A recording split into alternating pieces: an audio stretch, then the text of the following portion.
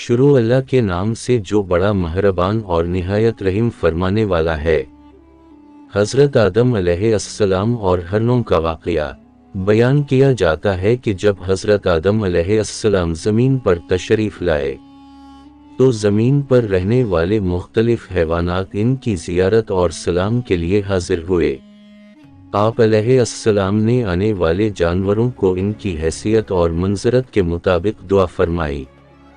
ہرنوں کا ایک گول جب آدم علیہ السلام کو سلام کے لیے ان کے پاس آیا تو حضرت آدم علیہ السلام نے ان کی پشت پر شفقت سے ہاتھ پھیرا اور ان کے حق میں دعا فرمائی، جس کے نتیجے میں حق تعالیٰ نے انہیں نافع مشک عطا فرمایا۔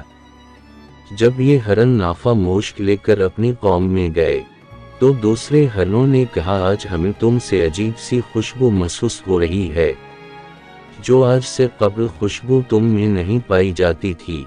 یہ خوشبو کہاں سے لائے ہو؟ ہرنوں نے کہا، ہم خدا کے بندے حضرت آدم علیہ السلام کی زیارت کے لیے گئے تھے۔ انہوں نے پشت پر دست شفقت پھیرا اور ہمارے حق میں دعا فرمائی، جس کی بدولت اللہ تبارک و تعالیٰ نے ہمیں نافع مشک کا حامل بنا دیا۔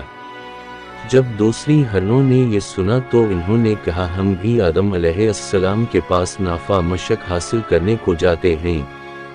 یہ کہہ کر وہ حضرت آدم علیہ السلام کے پاس آئے اور ان کو سلام کیا۔ حضرت آدم علیہ السلام نے ان کی پشت پر شفقت کا ہاتھ پھیرا اور ان کے لیے دعا فرمائی، مگر ان میں وہ خوشبو پیدا نہ ہوئی۔ انہوں نے واپس آ کر ہرنوں کی پہلی ٹولی سے کہا، ہم نے بھی آدم علیہ السلام کی زیارت کی، انہوں نے ہماری پشت پر دست شفقت پھیرا اور دعا بھی کی، مگر ہمارے اندر وہ خوشبو پیدا نہیں ہوئی جو تمہارے اندر ہے۔ تو دوسرے ہرنوں نے جواب دیا، ہماری اور تمہاری نیت میں فرق تھا، تم نے حضرت آدم علیہ السلام کی زیارت کو خلوص نیت سے انجام نہیں دیا، بلکہ تمہاری نیت یہ تھی کہ پروردگار تم کو بھی نافع مشک عطا کرے، اس لیے تم محروم رہے اور ہماری نیت خالص تھی، لہذا حق تعالیٰ نے ہمیں اس خوشبو سے نوازا اور یہ خوشبو قیامت تک ان کی نسلوں میں باقی اور قائم رہے گی۔